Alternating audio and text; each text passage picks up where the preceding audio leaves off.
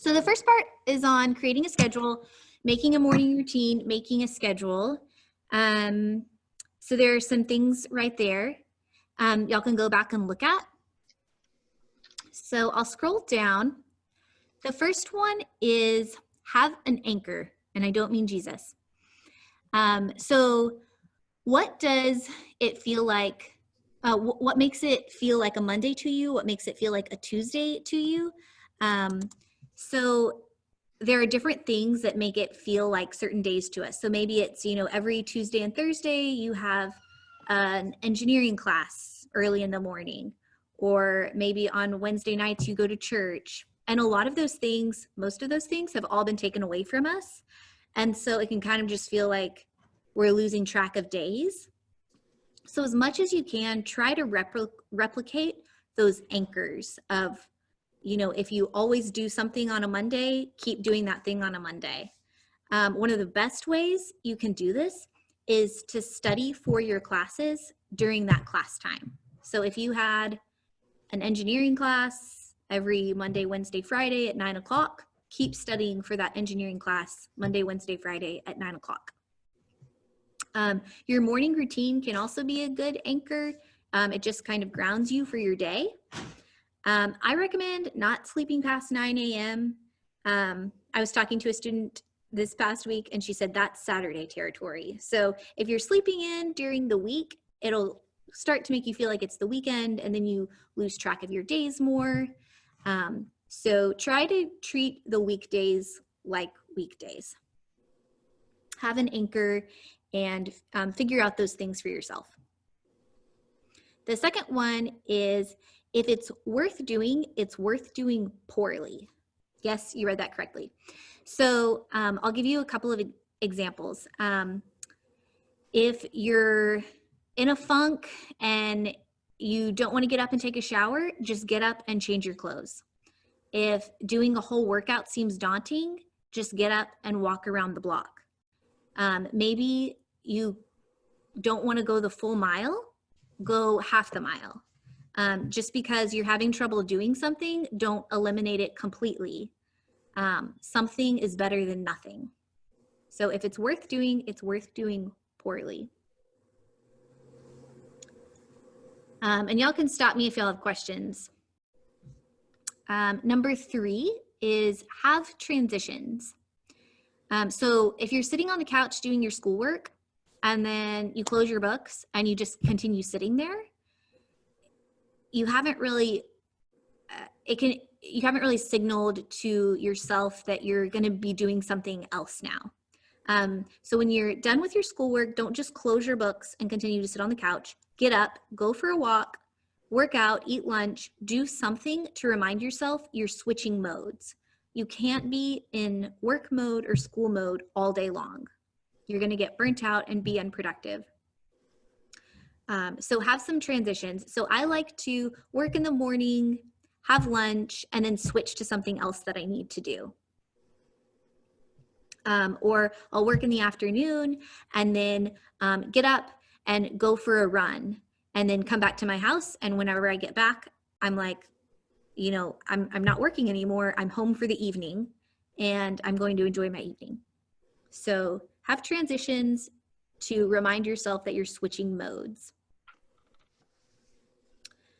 The next one is give yourself something to look forward to. So we're all stuck at home. Most of us have more time on our hands than usual. So I've encouraged people to make a quarantine bucket list.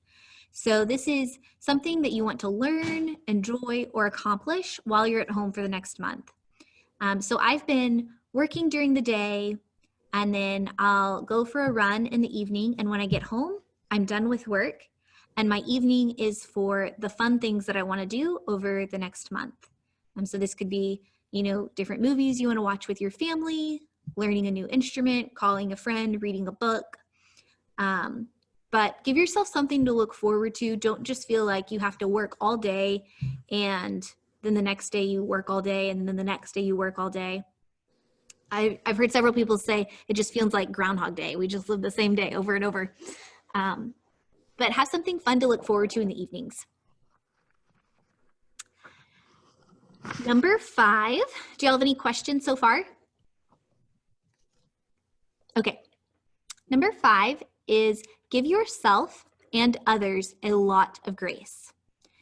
It's amateur hour for everyone. Nobody is an expert at how to survive and thrive in a global pandemic. So give yourself a lot of grace. Being judgmental and hard on yourself is only going to make a stressful situation worse. You're not going to thrive more when you're hard on yourself. And I would encourage you to share your needs with others. So if you need encouragement, if you need to vent, if you need wisdom from somebody, share your needs openly, honestly, and often with your friends. Number 7 is get a study buddy. Find a friend to FaceTime while you're studying and actually study. And this can also be a really great opportunity to reach out to people in your classes. You can get on Canvas and email other people from your classes and just say, hey, you know, I'm isolated. I'd love to have someone to FaceTime while I study. Whenever you're studying, can we FaceTime? And this can be a great way to get to meet people, get to reach out to people. They're isolated and lonely, and I'm sure would love to have someone reach out to them. And this could be the beginning of a great ministry opportunity. Number 7 is treat your day like a real day. Get dressed. Flannel is clothes melatonin. So if you just stay in your pajamas all day, you're going to feel like falling asleep all day. Take a shower, set a morning alarm, pick a place to work. Number 8 is sometimes we need unspiritual answers to spiritual problems. So I've talked to several students who said, I just feel so unmotivated to have my quiet time. And I asked them, you know, well, when was the last time you got out of your house? And they said, well, I went on a walk about a week ago.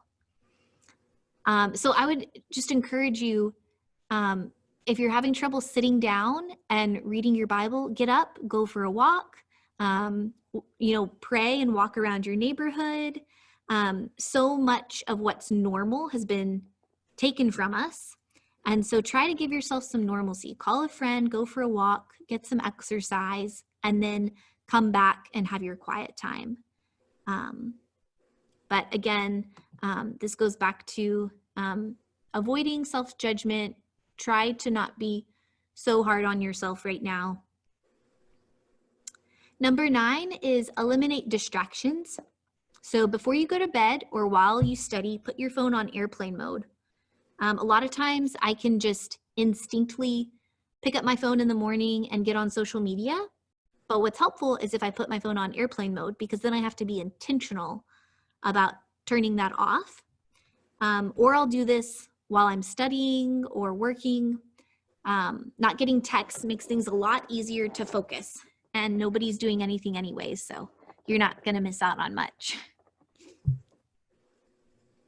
Number 10 is ask yourself, what is the function of the dysfunction? So when you're feeling discouraged or depressed or whatever it is, don't just try to suppress that and keep moving forward. Ask yourself why. Be introspective and figure out what it is that you need in order to keep going. Number 11 is pray through your week on Sunday night. So before your week gets started, sit down, review everything you need to do for the week, and pray through those things. And this can be an anchor. So we talked at the beginning about doing things that signal to yourself it's Sunday, it's Monday, and not just letting your days roll together. So sitting down at the beginning of the week and praying through everything can be a good way to remind yourself of what day it is and ground yourself.